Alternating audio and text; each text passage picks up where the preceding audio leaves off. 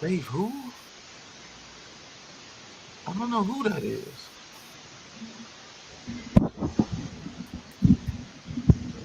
What's Yo, going on, NYG? what's goody, baby? Good to see you. Can you hear me now? Hey, yeah, it's still loud. Thought you said it was static. Now you said it's loud. Which one is it? No, the static part is loud.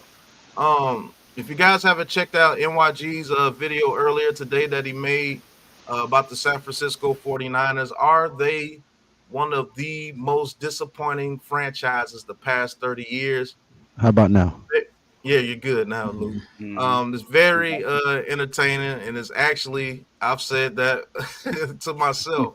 They're actually more disappointing than the Cowboys. They actually Mm-hmm. the last time they've been in the Super Bowl was '94, which is exactly 30 years. And they've been in the NFC Championship game. I did not know this, or the Super Bowl the past 7 out of the last 13 years. They've been in the NFC Championship game or the Super Bowl. Go to this man's channel and like and subscribe if you want videos as such. He says the things that a lot of people are thinking, but they don't say it out loud. He will. So if you want those informative videos, give you very good knowledge about football teams in general, go to NYG's channel, Unpopular Opinion Sports. Tudo put the link in the chat earlier. Very good video, and I laughed my ass off because that is very true. There's some idiots. Salute, man. Shout Appreciate you, out. bro. Yep. Shout out to Big Dash. Shout out to Nathan McCartney. Shout out to Javi. Thank you guys for tuning in. Now, you guys weren't here, but I think we should start putting a section in each one of our shows. Give the fans about 25 to 30 minutes where we answer all their comments. They could give us their comments during that particular section of the show so we could give everybody a chance, to get a response from the Big Blue Crew right here on the Big Blue Crew Sports Network. It makes it a little easier on us, and it makes it easier for us to get to your comments, and it's more of a like a one-on-one session. So we're gonna do that. Probably I'll always do it probably around the hour mark, where we'll do that 30 minutes, and then if we want to go further more in the show, we'll do a little bit more in the show after that. So thank you guys for always tuning in. We always appreciate you guys' comments. So it just makes it a little bit easier on us, to be honest with you. So speaking of the New York Giants, Malik Neighbors gets a jersey that was previously retired. I think it's only happened like 3 times with Peyton Manning, Malik Neighbors. I think it was somebody else. I'm not sure. I could have sworn somebody with the Eagles did that too. But um, how do you think Malik Neighbors looks in his new jersey, man, with the number 1? Does that number fit him? I think it does. I think it looks dope. I thought he was going to get number 2, but he got number 1. Um, how do you guys feel about that? And thank you for the 65 that's in the chat. Hit that like and subscribe button for us right here on the Big Blue Crew Sports Network. And how y'all like the new overlay? I gotta teach That's dope. my guys how to make this overlay like this, man. This is dope. That's dope. Um, how Oh, do you guys feel about Elite Neighbors going into the season? There is hold on, and Wells, thank you for doing what you did earlier. salute, Um, Wells. he actually put this in a message. I don't know if you guys can see it well, but he says, "Where does Elite Neighbors come into this equation? Top rookie seasons for NFL receivers. Puka Nakau has the record with 1,486 yards and 6 Mm. touchdowns. Then You might Bill have to Groman.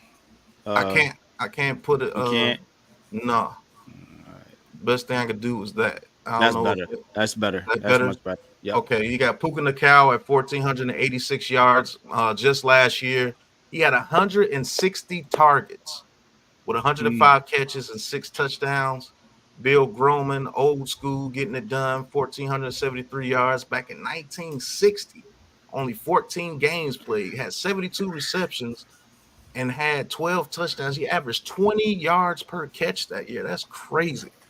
Um, Mm. Jamar Chase in 2021, 1,455, played in all 17 games, got 13 touchdowns, and he had 128 targets. Justin Jefferson, And the year before that, 1,400 yards, 125 targets, 7 touchdowns. And you got Anquan Bolden. I remember that season. He balled out 1,377. Randy Moss's historic rookie season was 17 touchdowns and 1,313 yards. Our own Odell Beckham back in 2014 had 91 catches for 12 touchdowns, and he had 130 targets that year. That's crazy. In only 12 games, 130 targets in 12 games. That is ridiculous. Then you have Billy Houghton back in 52 getting it done with 1,200 yards and 13 touchdowns. Yeah, Michael Clayton. I don't know if y'all remember him from the Yeah, I remember Buccaneers. Michael Came from Clayton. LSU Yeah, he back was in nice. 2004. He was nice until he got hurt. 1,193 yards and 7 touchdowns on 122 targets. Michael Thomas, 1,137, 121 targets and nine touchdowns. And then Terry Glenn Terry getting it Glenn. done. Dang. That's going back. That's old Back in school. 1996 with the Patriots. Had 1,132 yards and 6 touchdowns. And Bill Brooks back with the Colts in 86. Had 65 catches and eight touchdowns that season. So where do you guys think he fits? And the main thing, does he get the over the 100 targets this year to get the be one of the top 10 rookie receivers as far as production? You guys answer that question for me. Does he get that done?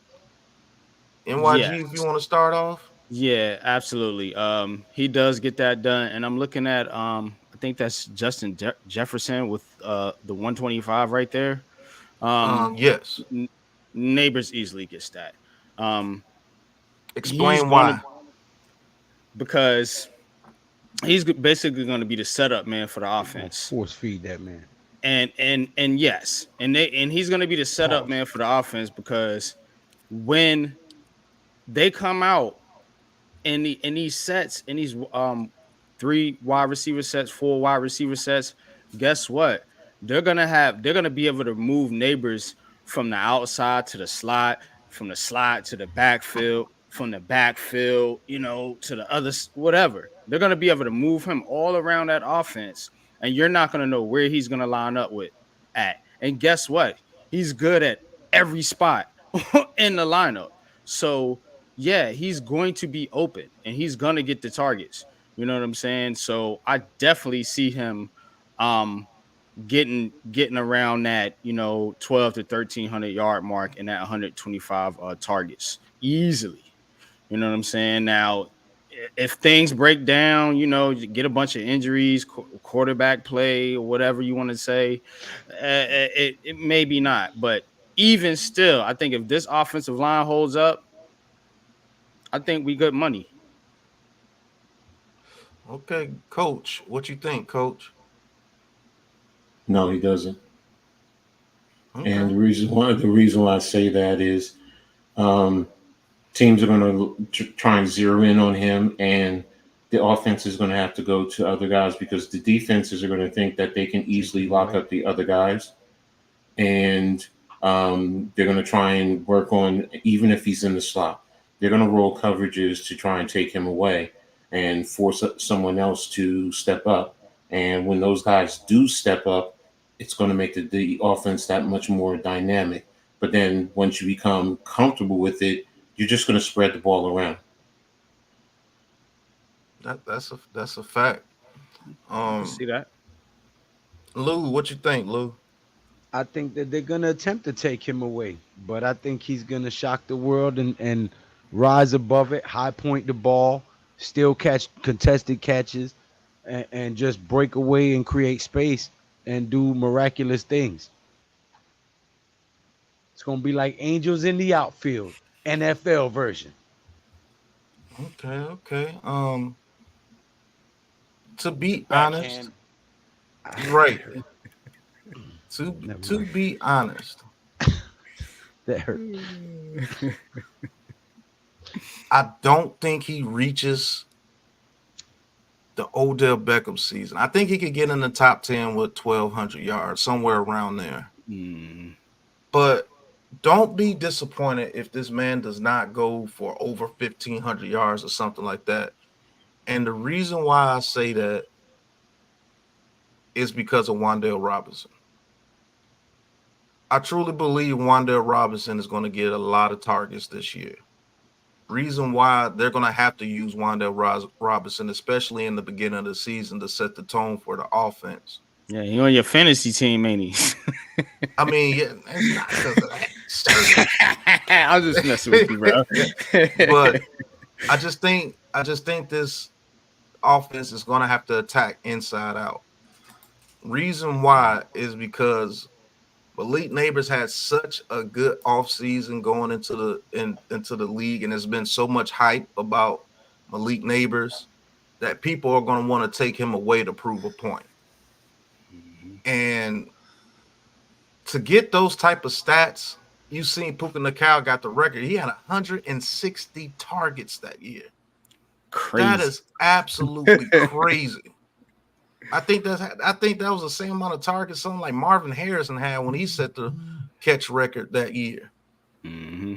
So do you guys really think that we can get the ball to Malik Neighbors 130, 140 times? Is that going to be good for the team? Because believe it or not, I think Slayton's going to get a decent amount of targets this year too, because Daniel Jones is familiar with Darius Slayton. Whether you don't like those two dudes or not, they have a chemistry. Mm-hmm. That's the fact. And so Slayton's going to get his targets. Now, do I believe that Neighbors can get close to 100 targets this year? That could be very well true. But the thing about that is, I don't think Malik Neighbors is going to average over 20 yards a catch like some of those guys on that list. Because the attention that he's going to bring. He's a rookie, but people are already calling him one of the better receivers in the league, and he hasn't touched the field yet. And if you're a professional athlete, you're going to take that as personal. Mm-hmm.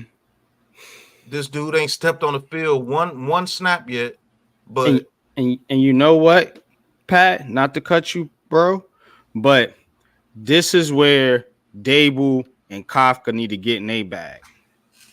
That's true. You see what I'm saying? Because if you brought Malik Neighbors in to be the engine to this offense, let's keep it a buck. You gotta find ways to get him the football. He's the most explosive player on this team. Right now. Force feed him. Pause. I mean, to a degree, yeah. I mean, you don't want to go crazy with it, yeah. No, I mean, but they're going to do what they did with Beckham. They're gonna throw him slants. They're gonna try to get the ball in his hands as many ways as possible.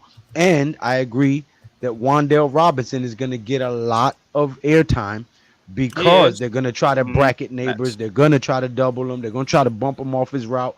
And Wan'Dale's gonna have some free spaces, and so will Bellinger, and so will Slayton and Hyatt. That's why I've been saying the greatest show on turf, Big Blue version, because we have the weapons now. As long as this O-line holds up, like all of us have been saying, if this O-line could be middle of the run, the NFL got problems on their hands with the Giants. That's Big a fact. facts. DJ is the Terminator. Thank you for the $2 super chat. He says just got in. Who's pooping the cow? What in the world? Puka Nacua. That's what I said. Puka. What's his name? Puka Nacua. There you go. I guess that's his name. Doggone DJ is the Terminator, making jokes.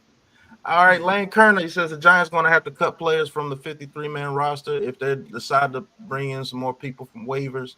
Yes. Ghost Dog, he says point blank period. He has an O-line and Neighbors now. It's on DJ's shoulders now. We're going to talk about that next. So thank you for that comment. He says 6 targets a game is 102 targets on a season. That sounds very reasonable. Yeah, that's why I said 100 targets, Dash, because I did that math in my head too. I do believe you should be able to get him at least 6 to 7 targets a game. And if he gets to 7 targets a game, that is 120. I just don't think a partial to my crew members, I don't think they should force feed him the ball, because I think we have enough people and enough I'm not saying they receivers. should. I'm saying they're going to. Well, I'm just saying I don't think they should. I'm not saying you said they should, but you're saying they are going to do it, and I don't think they have to do it because you have Wandale Robinson, because you have Hyatt, because you have Slayton, because you have Bellinger and Theo Johnson, and to be honest with you, because you have a better offensive line this year. You see what I'm saying? So now you can get those deeper routes going, especially if they play like they did together during the first preseason game, giving Daniel Jones time. I don't think you have to force feed him the ball. Now, let's go back to I think that was Ghost Doll's comment.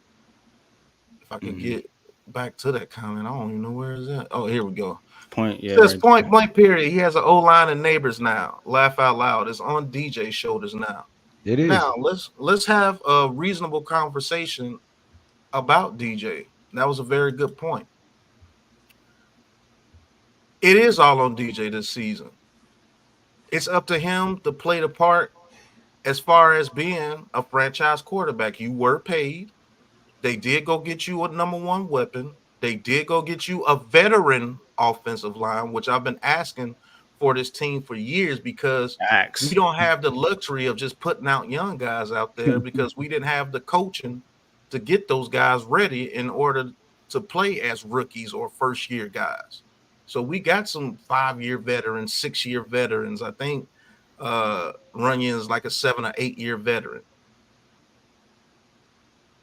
I'm gonna ask you guys this: how much is it on Daniel Jones to perform this season with the New York Giants? Like, is there? Let's just say the offensive line is ranked 20th, 20th, 21st, anywhere between there, which is a whole lot better than 34th. Yeah, I would like to see him in the teens, maybe low teens. That's 18, asking a bit 18, much, yeah. but it can happen. But I'm just saying, let's just personally, go with 20. you know what I'm saying? Let's go with All right. let's go with 20. Let's because go from 32 into in the top 10 or top 15. That's not top 15. Whoa, that's I mean, a whole like 180. low teens, like 18ish. 19, Okay, let's 17, let's go with 18. Mhm. Let's just say they get to 18, like you just said. What do you expect DJ to do? And just give me your full analysis of it.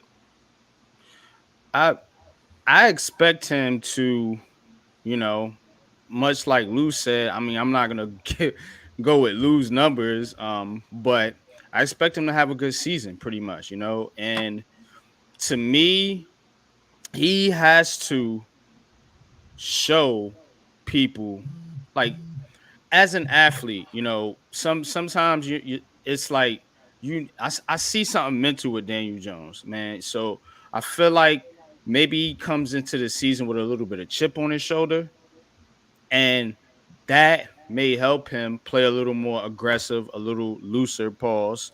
And you know, I think he needs to come out and show people like, hey, look, I'm not a bum quarterback. You know, I can put up numbers. I can put up stats. I can get my team points, you know. So that's what he should do. Now, what I mean, to me, it's about health with Daniel Jones. And that's what a lot of people don't talk about. How many full seasons has Daniel Jones played in his career? I think one. One. I think Right. one. Right. As a matter of fact, one. That was 2022, wasn't it? Yeah, that was it. One. Yeah.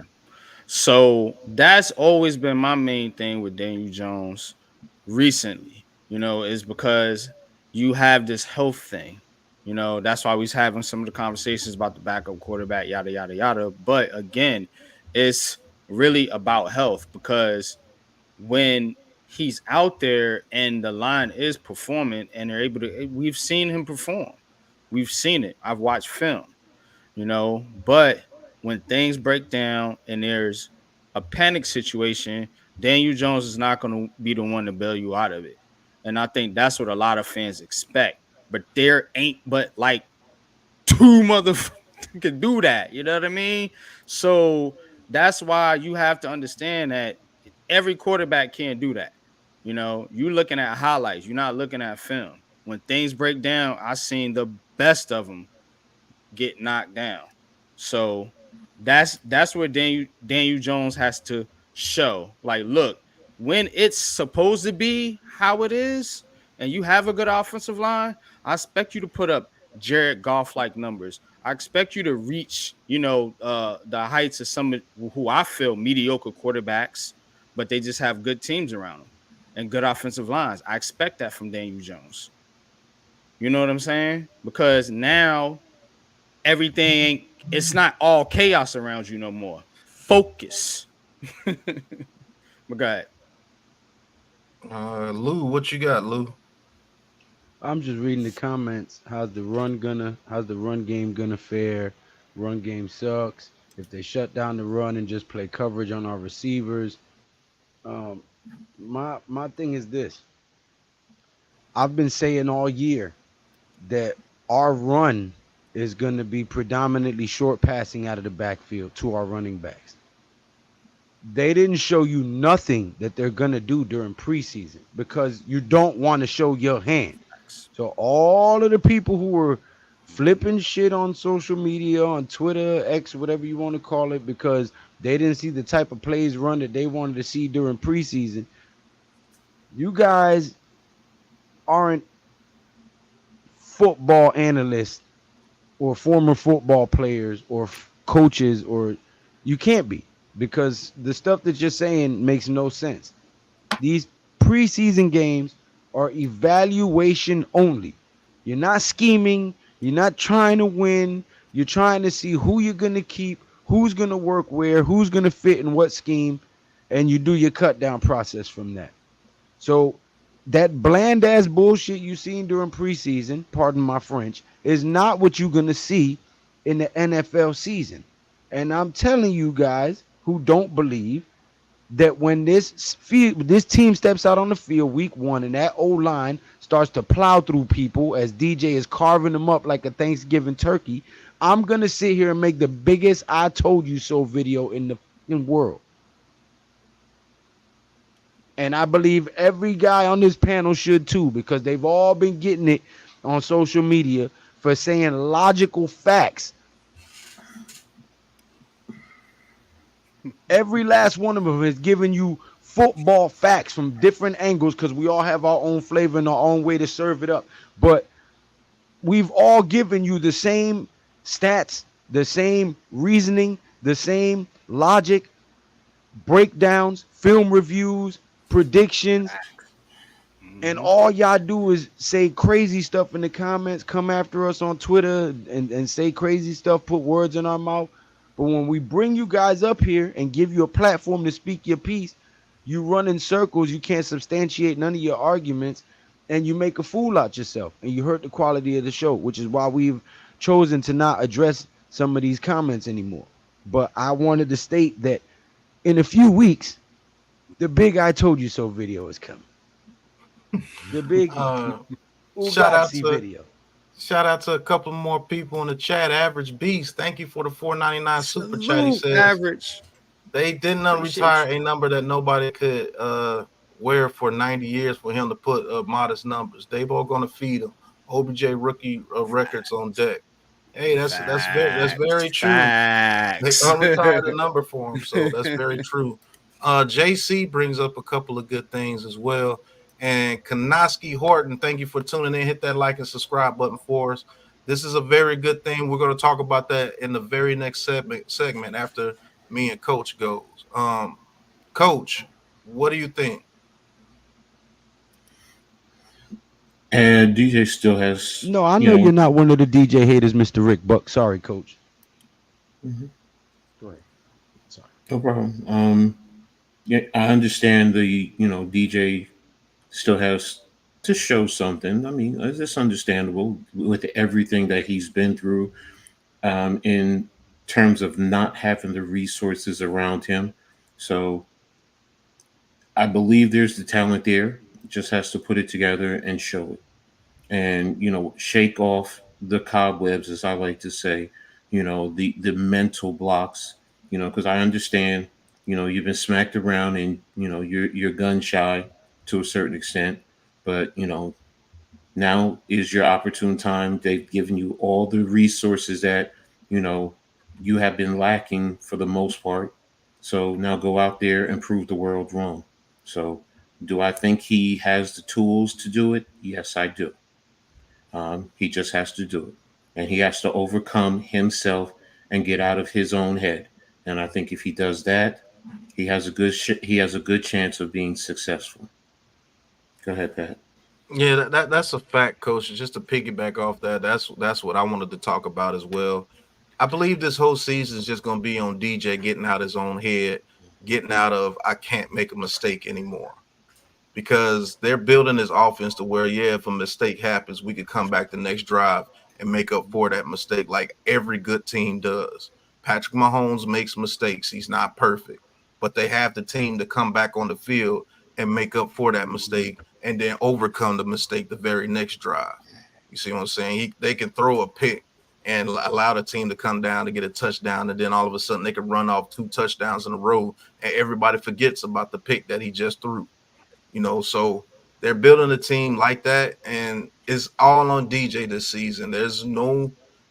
I haven't never made any excuses. I just point out what the weaknesses of the team. If your offensive line cannot block and you can't get a running game going consistently, your quarterback is going to struggle. I don't care who the quarterback is and what team it Because you is. become one dimensional, and then they Yeah. can just pin their ears back and go at it. Pause. Yeah, so that's and this is one thing that JC mentioned. He says also DJ still likes to put his head down and get hit. Needs to slide more and protect his neck. That's a very true statement. Protect That's your a neck. very true statement. He's very reckless when he scrambles sometimes, and he takes some unnecessary hits. That is very true. But to get to the next segment, what I was going to say is, what does this team need to do in order to be the team that we believe they can be this year? And shout out to Kanisky Horton. He says, 1, take care of the ball. 2, give our receivers a chance to catch deep down the field, play smart, be able to read coverages, and take what the defense gives you. We good. That's a very good statement that you put right there. So NYG, what are your keys for this offense and this team in general to be good this season? I think what Horton says there is spot on. I would add that they need to be mentally tough. And what I mean by that is, when you getting your teeth kicked in, we've seen a lot of these Giants teams in recent history kind of fold, kind of tuck their tails, as they say, or whatever, and mail it in. When things get sticky, this team has to be able to weather the storm, because look, it's not going to be easy. We understand, we have deficiencies on this squad. We have strengths, we have weaknesses, like most NFL teams. But you know, our weaknesses are going to show, and the better teams are able to weather those storms, and not get down on themselves, so to speak. So I think that's one of the main things. And this coaching staff has got to step up too. I was very critical of Brian Dable last year, up until the last part of the season, where he kind of turned it around a little bit, but you gotta have this team prepared. A lot of us have been saying that the starters should have played a little bit in the final preseason game or whatever, man. And the main reason I was saying that is because of preparation for game 1. This team for years has not been prepared at the start of the season, one way or the other. You know what I'm saying? Even forever. Right, Lou. And even when the game we did win, Tennessee game, we started slow. We was behind in that game and had to come back. Miracle. To be honest with you, NYG was behind in all those games. That's why we had 6. That's why DJ had 6 comeback victories. We was behind in all those games. So this team has to get off to a fast start. And that's on the coaching. You know, that's on the players too. I get it, but the coaching has to have this team mentally prepared, man, and they got to be on their game planning against these teams because the Giants just aren't. They can't out talent you like the Cowboys. The Cowboys can out talent you. The Eagles can out talent you because they're more talented on the roster. This Giants team, they're gonna have to outcoach a lot of teams, and that's just one of the main things that I'm watching. But you got it. That's a very good point. We are going to have to outcoach some teams because, to be honest with you, we are the most talented roster in the NFC East. The Cowboys roster is still more talented. The Eagles roster is still more talented. That's just a fact. And shout out to Mission Man. Man, I ain't seen you in a minute. Hope all is well with you and your family, Mission Man. Yeah, Glad to what's see you good, back. man? Long time no see, bro. Mm-hmm. You're right on that. They're gonna have to outcoach some people. And speaking of outcoaching people, Coach, well, how do you feel about it? Um, they're gonna have to play on the other side of the line of scrimmage. And what do I mean by that? That means establishing the run first and foremost. All right. To Horton's point, taking care of the run. I mean, taking care of the ball. So you have to run to be able to do that to set up play action. Especially also when you're running, making sure you protect the ball, 5 points of pressure. To give our receivers a chance downfield, that's where the play action comes into play. Be smart about it, be able to read the coverage. So playing on establishing an effective running game. If you are able to do that, it really opens up the offense a whole lot more. And if you play on that other side of the ball, other side of the line of scrimmage, it also helps your defense. And we need them to play together collectively as a team. It's very important that this team plays like this. They have to play together. They have to complement each other. And the best way to complement your defense is an effective running game. Now, Dable, if he doesn't want to, I'm not saying he has to run the football 40 times a game, but the run game has to be effective, and the offensive line has to impose their will and force the defensive line to play, basically get pushed into the linebacker's face. And that's what you want to see. You don't want their defensive line pushing your offensive line back, especially in the run game. You want to push them on the other side of the line of scrimmage. So you got it, Pat. Oh, that's a fact. Lou, are you there? If not, I'll go. Okay, Lou's not there, so I'll go. I do believe we have to control both lines of scrimmage, Coach. You've always been a stickler of that, controlling the line of scrimmage, because if you can control the line of scrimmage in the game, more times than not, you're going to win. If you could get pressure in that quarterback's face with your defensive line, if you can control the time of possession with your offensive line, that's a recipe for success as long as you're not turning over the ball. Only way you really can get beat if you're controlling both lines of scrimmage is if you're turning over the ball and giving the other offense short fields and things of such. And that just comes to playing, shall I say, mistake-free football this year. I don't want to say just play like mistake-free football, because I believe that's what is slowing Daniel Jones down as far as going out there and just playing the quarterback position. Mm-hmm. When you're thinking about, I can't turn over the ball here, I can't make that throw, is a little tight, and I don't want to throw an interception, because if we throw an interception, we won't be able to recover from it. That makes the quarterback look like a little slow in his process, and it looks like he's a little timid out there on the field, and that cannot happen. Because if you're playing timid, you're really playing not to lose. You're not playing to win. And that's a horrible, horrible way to play, especially when you don't have a super talented roster. You don't have that luxury of not going out there trying to force the ball down the field, trying to make some plays happen, because you don't have that roster like the 49ers can. Brock Purdy can play not to win. He can play just not to make a mistake, because their roster is so talented that it takes over. Back to what NYG was saying, the 49ers can out talent just about everybody in the league, and that's a fact.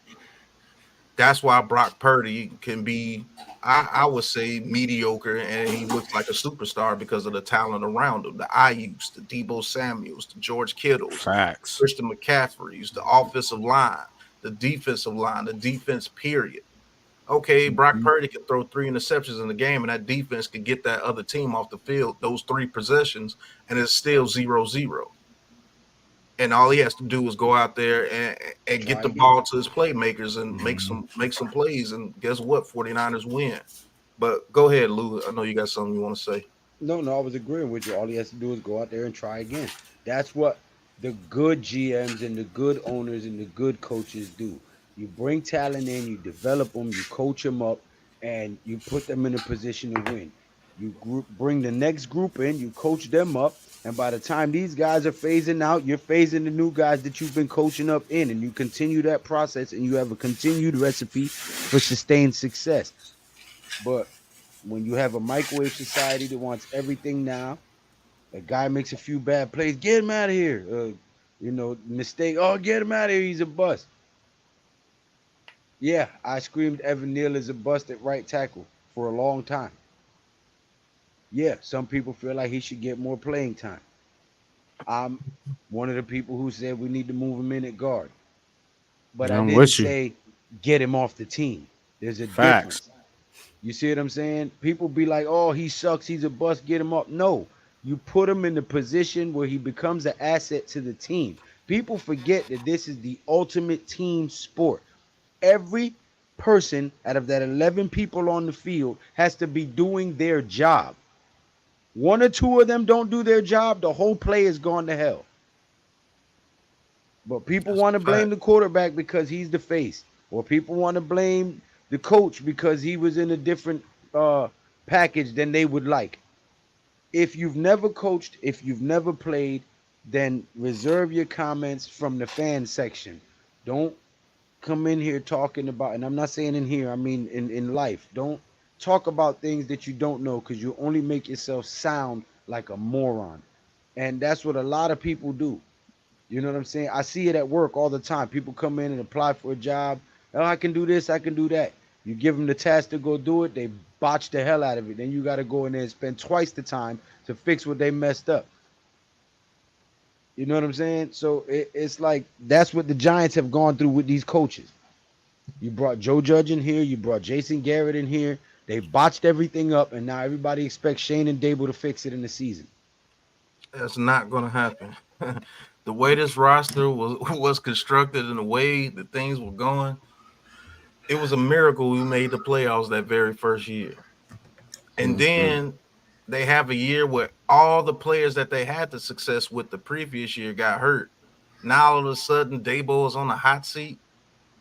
That's crazy, which brings me to this next segment before we get to the comment section of the show. Brings me to this next segment.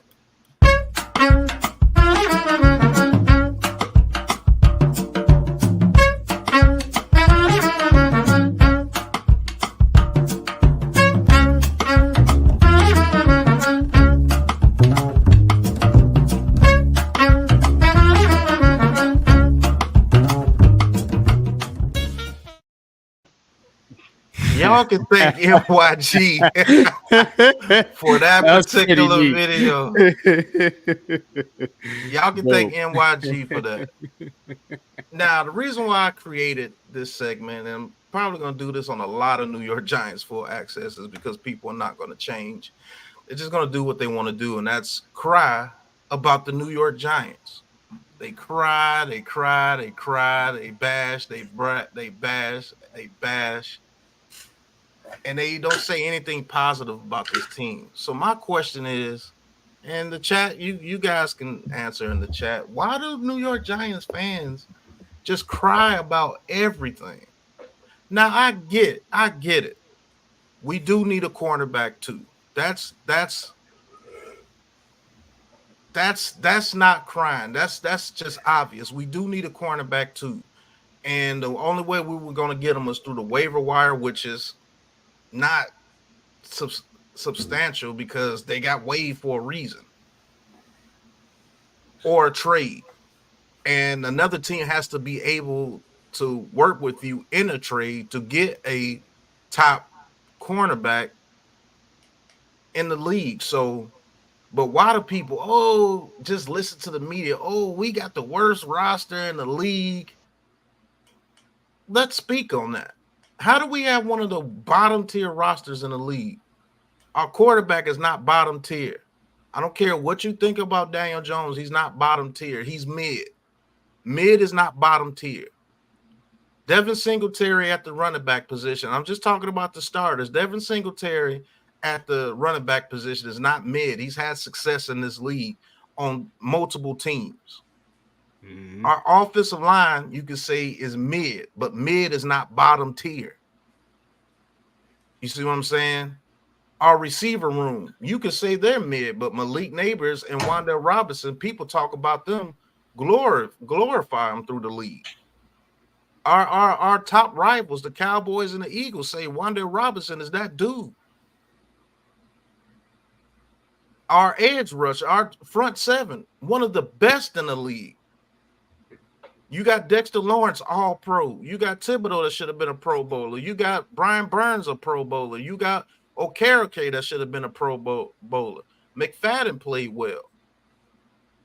The only weakness you can see in our front seven, to be honest with you, is the defensive tackle opposite of Dexter Lawrence. And Chapman is showing that if he gets an opportunity, I think he's going to be dominant alongside Dexter Lawrence. Man. And McFadden showed that he can play with Bobby Okereke because they had a good chemistry last year.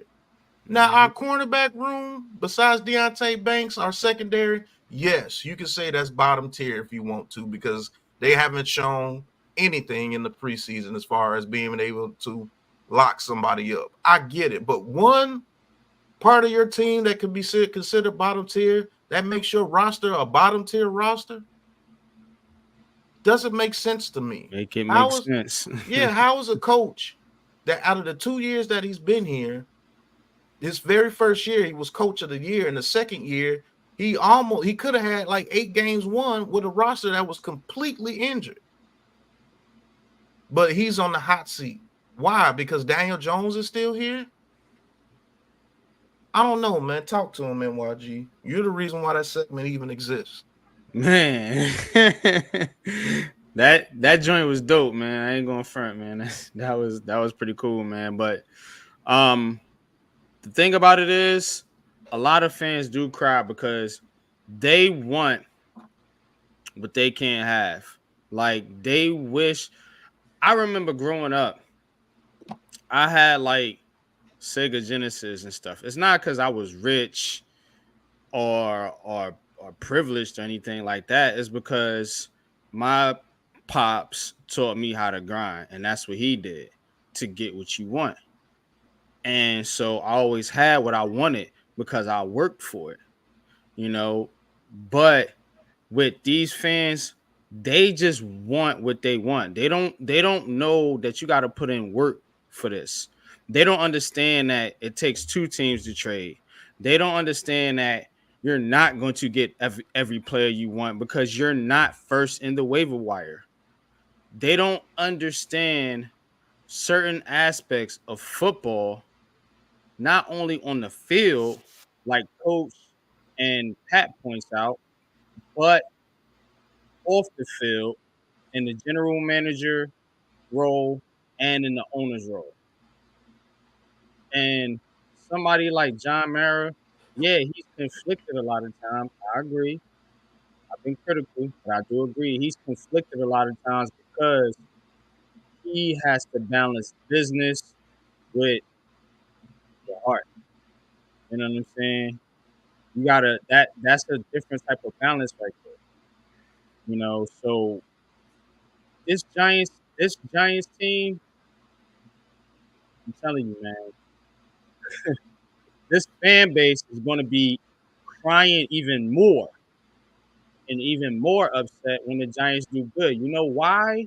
Because they're not going to be proven right. And that's what this is all about. People like that dude that Pat showed, he just wants to be right about everything. He's a clout chaser. We don't do that over here.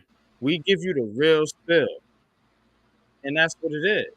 A lot of these dudes just chase the narrative. They don't care about what's going on in the field or what's going on off the field. They just chasing the narrative. That's it, man. It's it's not it's you chasing the girl you can't have, pretty That's much. a fact. Let's That's a just call fact. it what it is.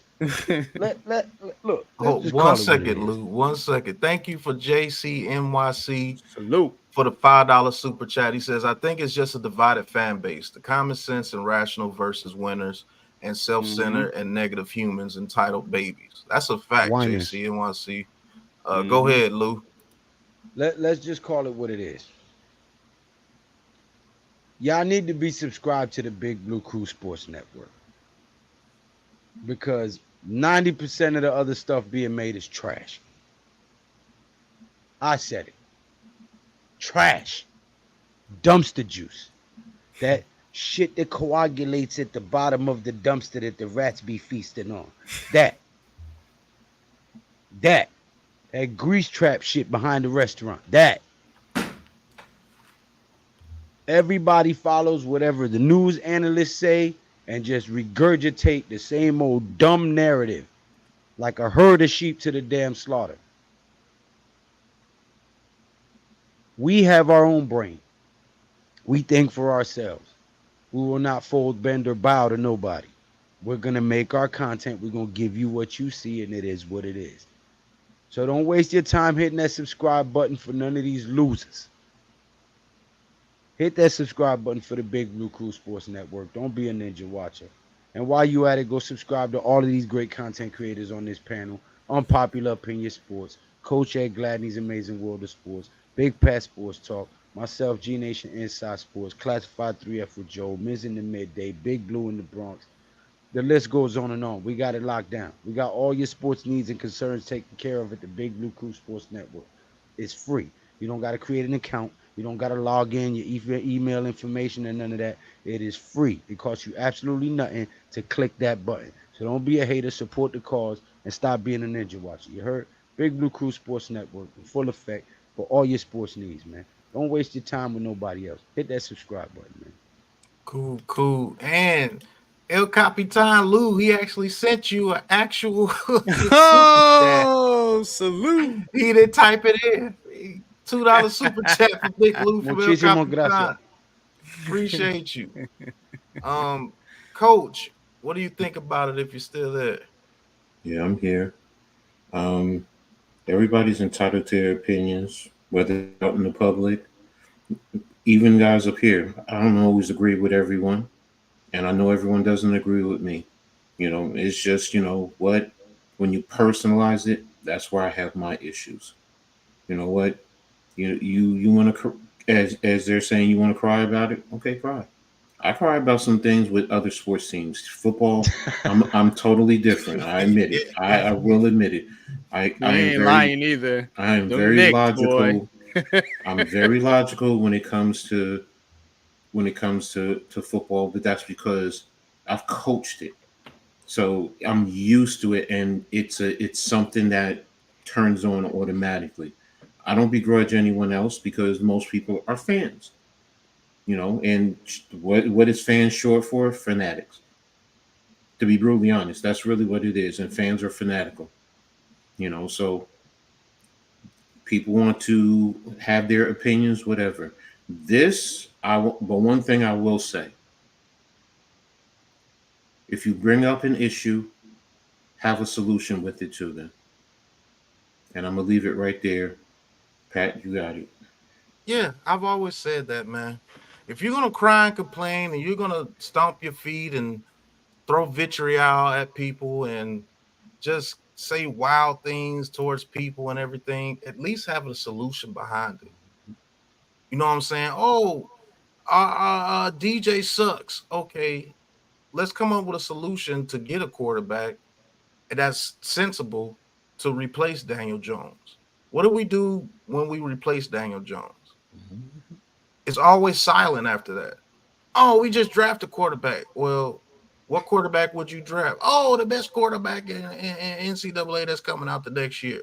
Why would you draft him? What does he bring to this team that will make you think that we will be successful with him at the quarterback position? If you can answer that for me, you can talk about DJ all you want because you have a plan in place and you know what you're going to do once you get rid of him. That's all. That's all I want to talk about. Let's have a sensible conversation because everybody can come on here and just say everybody sucks. Why do they suck? Why, when we get this new player that you're talking about, we're going to be successful? How? You know what I'm saying? Where's the player coming from? This is what you learned in grade school. Logical thinking, processes. That's what we do here with the Big Blue Crew. And we're not going to stop doing that.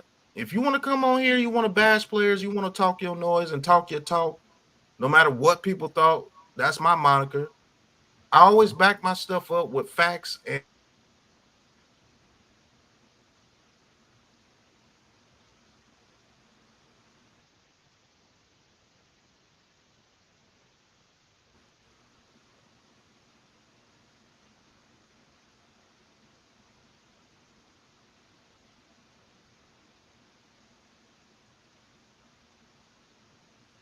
What you bringing Sterling Shepard back for? The block? I don't know. I think my internet went out for a second. Am I back? Yeah. Mm-hmm.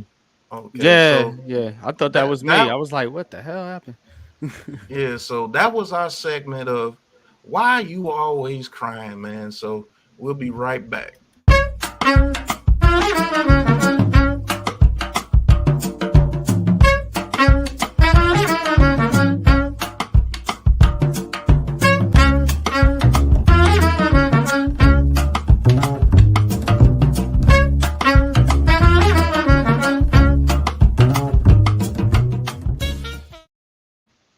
All right. Well, we're going to get into the comment section in here where we answer your comments.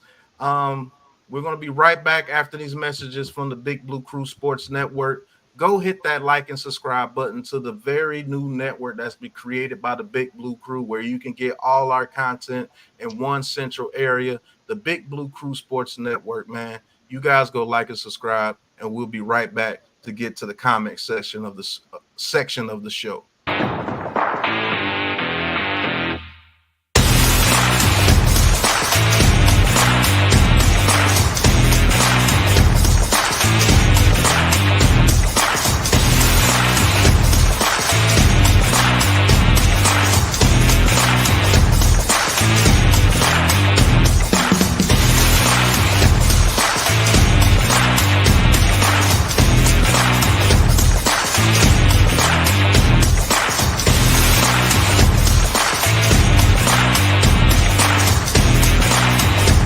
This has been a Big Blue Crew Sports Network production.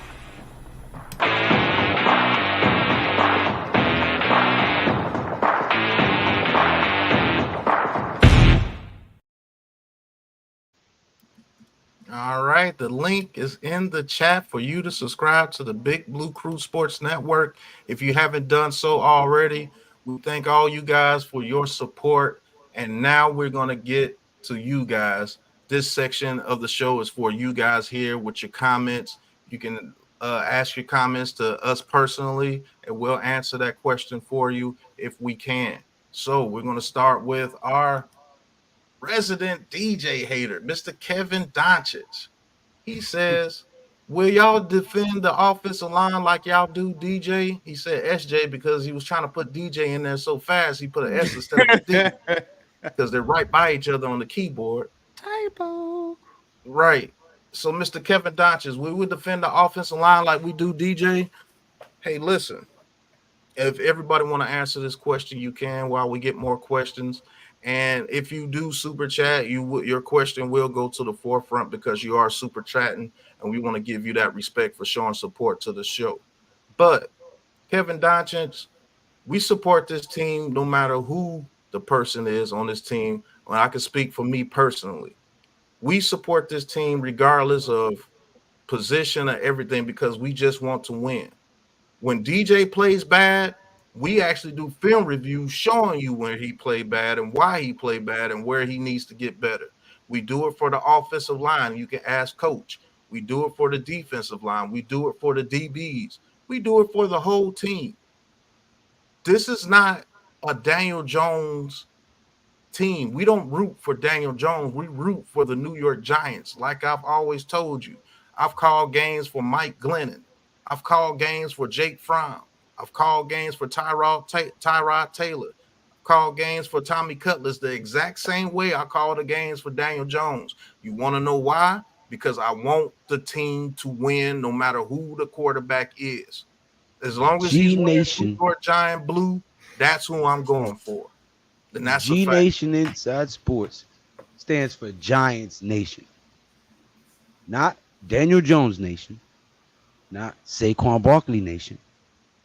Not Malik Neighbors Nation. Giants Nation.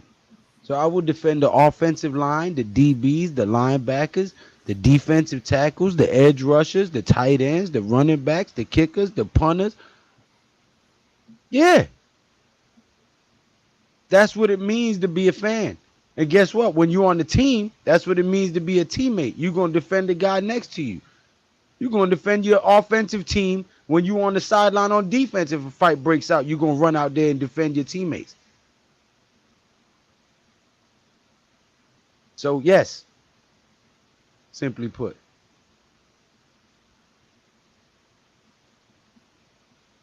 NYG, you got anything to say on it, or coach? Yeah, I was going to say. Go ahead. Go ahead. Go ahead. No, you got it. What I'm going to say in terms of defending the offensive line. Okay, that's what you're asking. Shane has brought in players who have proven they're veteran players. They're not drafting young guys who still need to develop. I've always said it, and I'll say it again. The offensive line takes time to develop. So when you have young players, you have to live with the mistakes. This fan base is extremely impatient, so they don't want to hear it. So what's the opposite? What's the next thing to do, or the opposite thing to do when you draft young players? You go out and get veterans. And that's what they've done. They've brought veteran players in. They've brought, in a sense, grown-ass men to come play where the real football is really won and lost. In the trenches. You have Anthony Thomas. I mean, Andrew Thomas. Andrew Thomas. I'm sorry. My mouth is killing me today. It's really hurting. You have guards who have played in this league and who have been veteran. You have a right guard and a right tackle that played together and did well in another organization. You also have their offensive line coach who's coming in and teaching guys better techniques and some simple things that most fans will not pick up, but I pick up and I see. And they know how you put veterans around JMS, a young player who has talent. He just needs to be developed, and they're going to also help him grow. And you put an offensive line in front of the skill set that we have here, which will allow them to do their job. So to defend this offensive line, it's an improved offensive line. It's a veteran offensive line. These guys have been through the wars. They know what it takes to compete in the NFL, grown man football. So you wanted me to defend them? There you go. They're going to surprise a lot of teams. They're going to surprise a lot of fans. And when you see this team out there, offensive line-wise, punching people in the face, you're going to end up falling in love with them. And you know what's so ironic?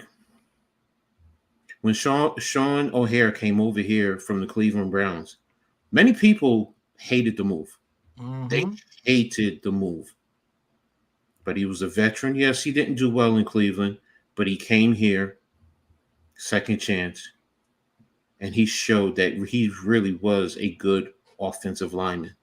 He was just in the wrong, or he was in a situation that was not conducive to his play. these guys, Runyon, come in here. Many people, I'm not a big PFF fan, but I understand what it does. And people talked about, oh, he's very good in pass blocking. Okay. So what are we talking about with DJ? Giving him the opportune time to pass the ball. So you're bringing in guys who give him that opportunity. Van Roten and Jermaine, those two play together. They know how to pass things off. They don't even have to talk about it. They know what to do. That's that They're chemistry familiar. code. Exactly. They're familiar with their offensive line coach. They can go talk to him and tell him what's going on the field, and he can go ahead and make the right adjustments, which will help guys like JMS be better football players. People were killing him, a rookie, and you're expecting him to be a Mike Webster, one of these elite centers as a rookie, coming from college to a grown man environment. Crazy. So you wanted me to defend the offensive line, Mr. Doncic? There you go. If you have anything else to say to Coach Ed, I'm more than willing to listen to what you have to say. You can also hit me if you don't want to do it, hit it in or put it in the chat here. You can tweet me. You can go to my Twitter page and you can leave a message for me there. And that goes for anyone. If you don't want to put it in the chat, you just want to have a private conversation, I'm more than happy to do that. And don't worry, I'm not going to come at you in a vicious manner. I'm talking as grown adults. I'm going to respect you as an adult, and I expect you to respect me as an adult. So there you go. I defend it. Oh, thank you. Okay, I appreciate that. He messed with your coach. He said, he don't know what I would do without you. And that's a fact. Coach is part of this team, and I love him like a big uncle. So yeah, that's not a slight to me. You got anything on that, NYG, or should we go to the next question? Nah, go ahead. Coach pretty much hit it. So exactly. All right, one NYG man, thank you for sending in your chat. He says, "What you think about Kadarius Toney being cut? What was his problem with when he was a New York Giant? Kadarius Toney is a clown, like Miz was saying. This is a guy that Daniel Jones is supposed to put up major stats with, and when he went to a new team, he couldn't even get it done with Patrick Mahomes, arguably the best quarterback in the game, and it's not arguably, he is the best quarterback in the game. And also Richie James went over there too, and guess what? They're both gone. They didn't do anything better that they did over there with the New York Giants, and Richie James, his career was the best when he was with Daniel Jones. So that just goes to prove that what we were saying, these dudes are not substantial for a quarterback to progress. And when he went to the best quarterback in the NFL, guess what? Patrick Mahomes was ready to kick his ass every other game because he was dropping passes and causing interceptions and causing penalties, losing games. Didn't know the playbook. Yeah, didn't know the playbook.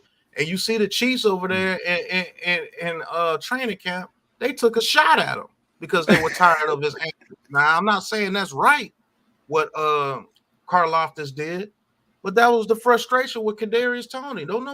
Nobody on that winning organization, a culture that has been built on winning, likes a guy like that. And they showed it. The Chiefs do things like that. The fact that Andy Reid took a chance on him after he went through the whole Donovan and T.O. thing, and Andy Reid got rid of him, lets you know that it was a problem. Because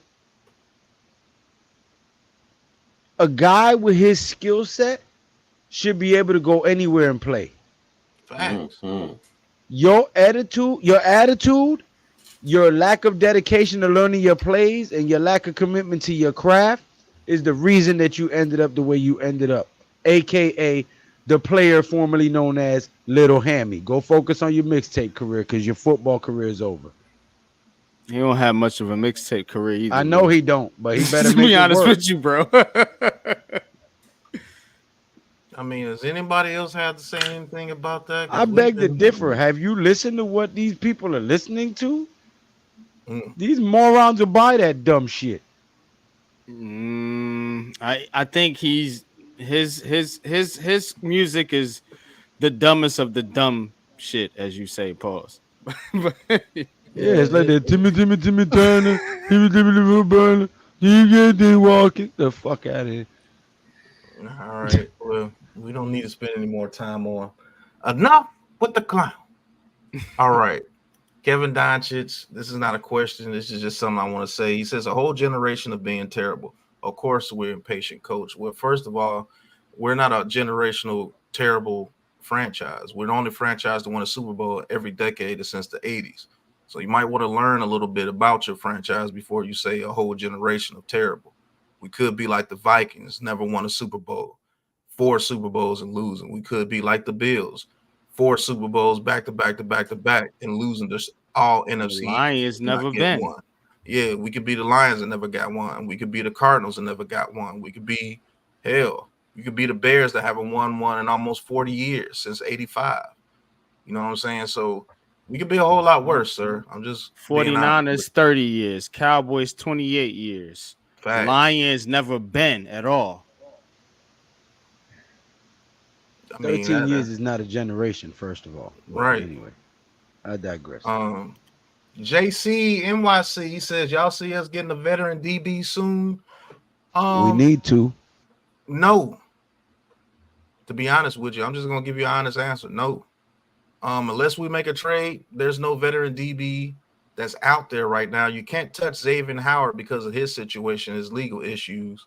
I mean, a Killer Witherspoon, maybe, but who else is out there besides a trade? And if we try to trade now, they're gonna try to take everything from us. Like if we go to the Panthers, we already joshed them because for we're desperate. Yeah. yeah, we already joshed them for Brian Burns. You think they're gonna give us J.C. Horn or a 3rd or 4th round pick? Man, they were like, you gotta give us a 1st round pick. We already gave you Brian Burns for less than what we wanted. So, but then again, that's his man. So I don't know. I mean, like, that's his homie. So I mean, he's my homie, but I ain't gonna keep. He ain't gonna give him no freebie this time. But I think if Shane wanted J.C. Horn, he could go get him. I just don't think the Giants want him. Facts. Let's see. Let's get to another question. Let's see what's Iman says, wait, the Chiefs cut him? Man, yeah. I knew he was gonna get cut. A winning franchise? That's crazy. And one thing real quick, Pat, there's only one receiver Daniel Jones has played with that's still on the NFL roster. That's Darius Slayton. Yep, that's it. Because Hodgins got cut to the practice squad. All right. Well, who else is it? That's it. I mean, beside Hyatt and Wandell, the people that's on the team, whatever. I'm talking about, the old regime up until this point. That's it, man. It's Darius Slayton. Now, go ahead. No, I was gonna say, just to go right here, these two right here are kind of interesting too. He says Texans show the way of how you can get a rookie QB and have a ton of success. Texans are in year 2 of Stroud and already Super Bowl contenders. Both of those are very, very, very true. But the thing James got cut, Diella. Yeah, Richie James got cut. The thing with the Houston Texans is you don't see anything past CJ Stroud that they were doing. They already had pieces in place there. Their offensive line was already there. They just needed to get better together. And they brought a coach there that could bring out the talent that was already there while infusing talent. Those 2 years before CJ Stroud even got there, he had a foundation when he got there. He had a decent offensive line. He had Nico Collins. They drafted Tank Dell. They brought in Dalton Schultz. And they had Singletary and a bunch of running backs there already. And that defense was already there. So the coach that they brought over, D'Amico Ryans, who's a defensive-minded coach, got their linebackers playing to where they were playing excellent. They were already there. Their safeties were already there. Most of their defensive front was already there. They drafted that kid from Alabama to add to him. And now, when you have your foundation set, you can bring in people like Stephon Diggs to go in there and try to get you a Super Bowl, to open that Super Bowl window up for you. Talk about the other things besides the quarterback. It wasn't just CJ Stroud. And that's the point that a lot of people are not getting. That's not no CJ Stroud. CJ Stroud's an amazing quarterback, and he's going to be good for a long time, as long as he don't get hurt. I want to ask Kevin Doncic a question real quick, because you saying something in the chat right now. You wondering, like, because they had the number 2 pick, that they were just a bad team.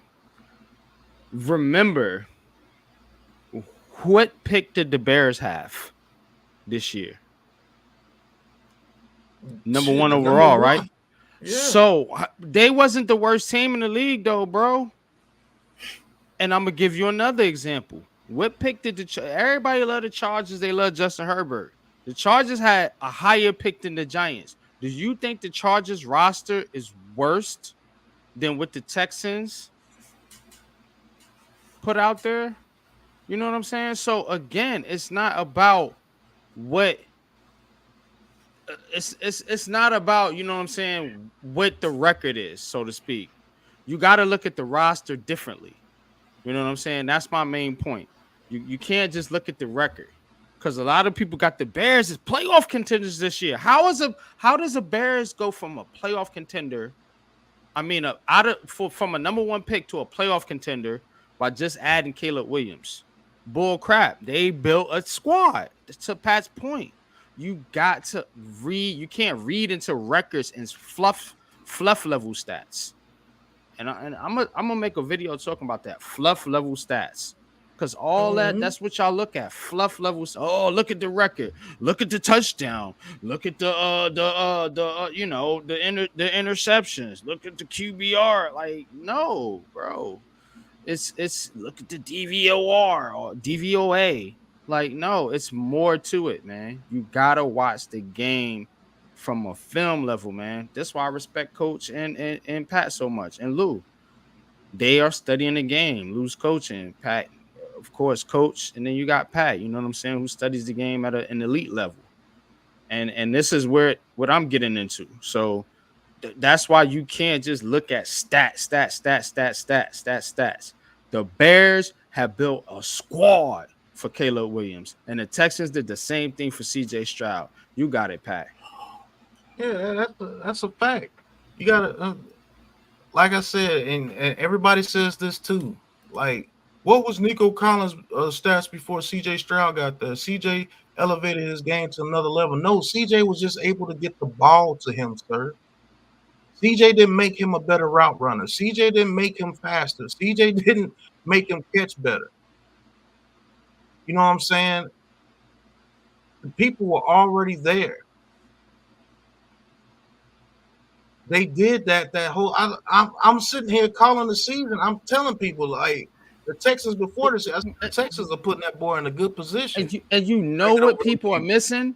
People talking about CJ Stroud. You know who else they added that year? Will Anderson Jr. Facts. Y'all got it, man. I can't keep. A lot of those people were already there. Noah Brown showed up for them last year. Sometimes you just need a coach to make those people play better. They could get more out of the players that are there. Sometimes you just need to get certain players to believe. And DeMeco Ryans, when he came over there, his influx of energy got those dudes to believe. No quarterback makes a receiver. I don't care what you're talking about. No quarterback makes a receiver. He cannot make him run better routes. He cannot make him catch the ball. He cannot make him faster. He cannot make him smarter on the field. Get in and out of zones. Learn how to get down the zone. They do that themselves. But, Coach, you got something to say on that? No, you good. Go ahead, man. Y'all got it. Yeah, I don't understand that. Why you think Justin Jefferson can put up over 100 yards? What was that quarterback? Nick Mullins. Nick Mullins throwing interceptions all over the place. Yeah, But Joshua. What was the other guy? oh, Josh Dobbs or people like Dobbs, that. yeah.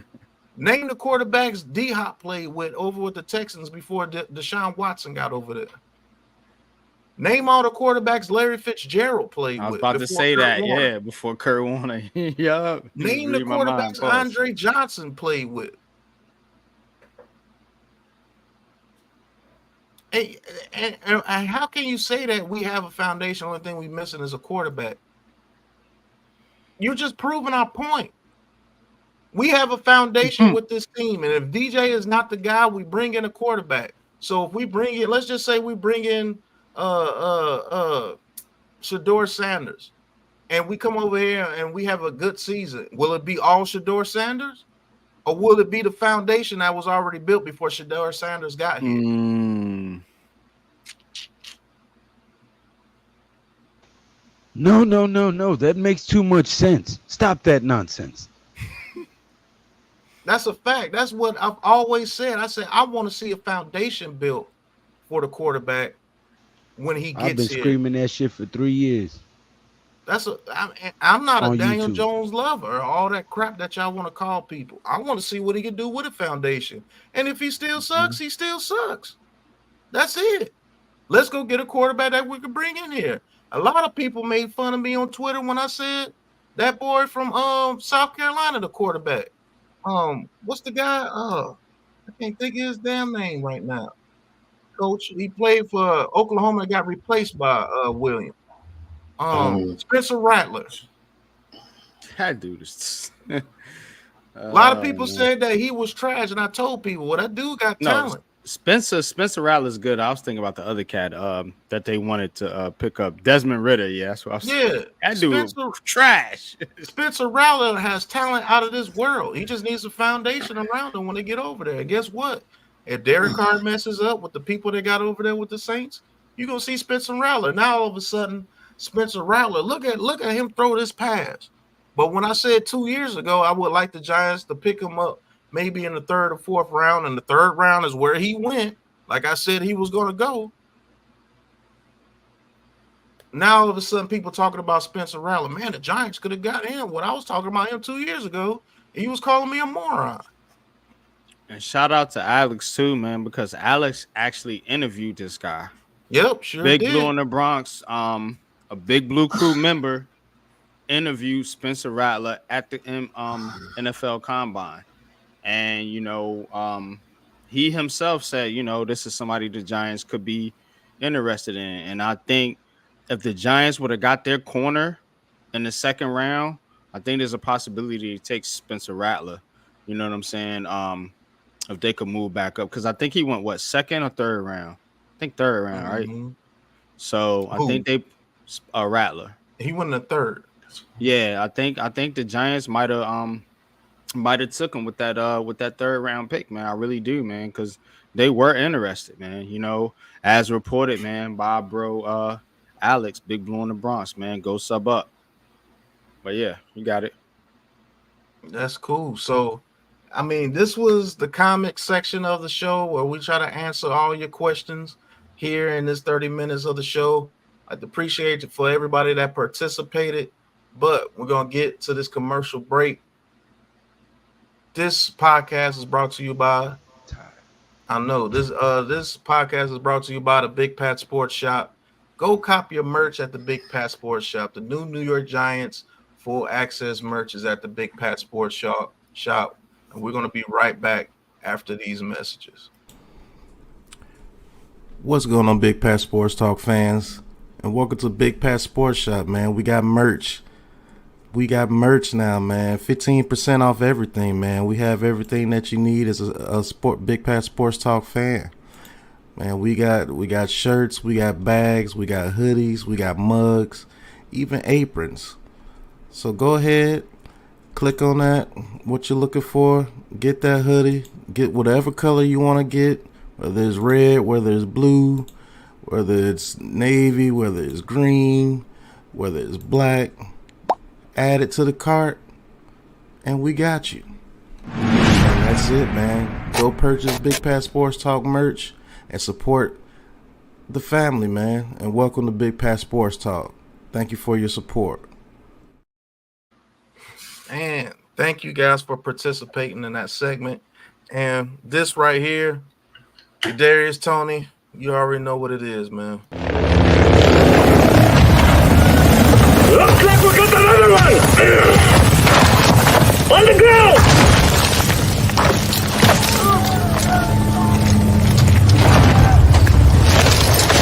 This is the Gulag. In here, you fight to win back your life. Gates!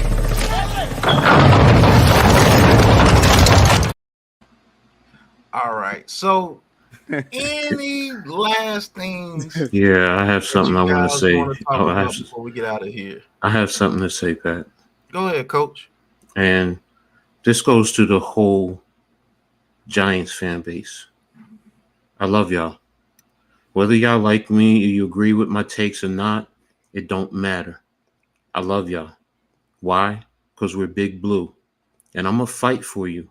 Even the ones who disagree with me and call me names, whatever, I'm going to fight for you. Why? Because we family.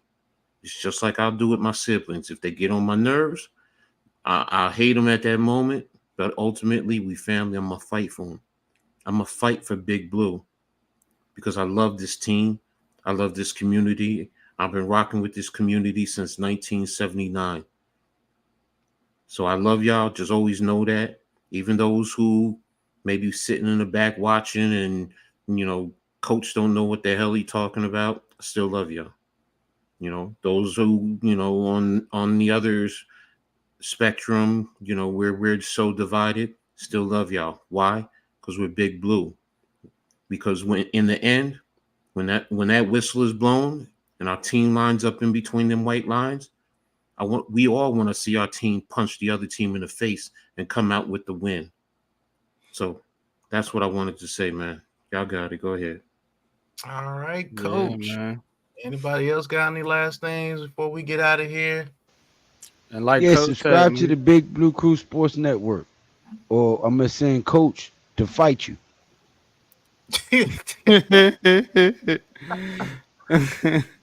NYG got anything? Yeah, man. But like Coach said, we all Giants fans at the end of the day, and we all troll each other, go back and forth, man. I don't take a lot of that shit serious, for real, because I know, man, we live different lives out here in the world, so the real lives. You know what I mean? So, you can have your opinion about the Giants. I can have my opinion about the Giants. We could spat about it. We can hash it out. But that at the end of the day, what's going to solve everything? As my man Lou say, man, that fifth Lombardi, bro. That fifth Lombardi, man, bringing that back home. And that's going to squash a lot of beef. It ain't going to squash it all. I'm going to be honest, because a lot of y'all done broken some rules. Yeah, a lot of y'all done broken some rules, but it'll squash most of it, man. So, man, just root for the team to win, man. That's all I gotta say, man. But you got it.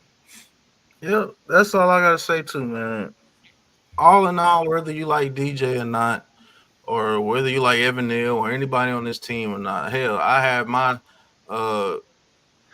transgressions about Boogie Basham, but even I turn around and say, hey, look, the dude improved. You know what I'm saying? I just still say he's absolute trash when I seen him improve. You know what I'm saying? He actually looks a little bit faster. Maybe he lost some weight, or maybe he just believes that this team believes in him to go out there and do something. He made the 53, and he actually looked pretty decent out there when he was playing. Surprised the hell out of me. Right. Tell him why you mad, son. What up, Joey Cruz? Appreciate you tuning in. I'm gonna root for this team no matter what quarterback name is on the back of that blue jersey. I'm going to support him when he goes in there to play because I want this team to win. And yes, that Lombardi trophy is all that matters. That is absolutely correct, Mr. Doncic. So whether you hate people on this team or not, or whether you approve of them being on the team, this is the team. And I'm going to root for the Giants no matter what. So I'd like to thank you guys for watching, man. Hit that like button, hit that subscribe button for all of these great content creators. And if you want to see us in one central spot, go ahead and hit that like and subscribe button to the Big Blue Crew Sports Network. I'd like to thank everybody that's been watching from the Big Blue Crew Sports Network. We're almost at 130 subscribers. It has only been, 4 days, 5 days? So thank you guys for supporting everything. People like A-Train, Joey Cruz, Mission Man is back. So you know it's time for football. So I'd like to thank everybody for I'd like to thank everybody for tuning in. And until the next episode, you know what it is, man. We're going to get into this outro for the Big Blue Crew Sports Network. Appreciate you guys, and we'll see you on the next one.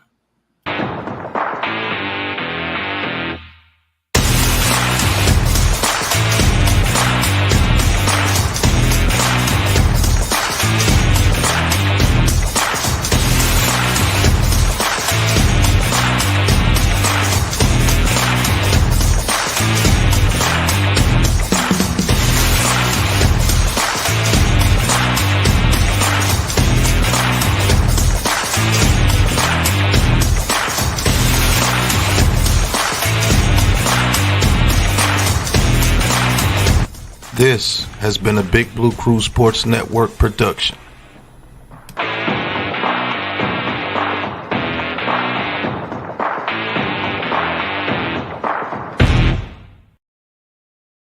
Oh yeah, we didn't forget about you either, Kadarius Toney.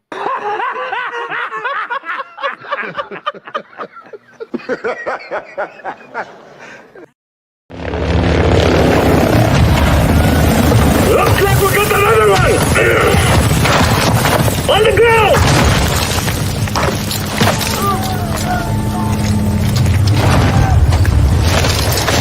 This is the Gulag. In here, you fight to win back your life. Gates!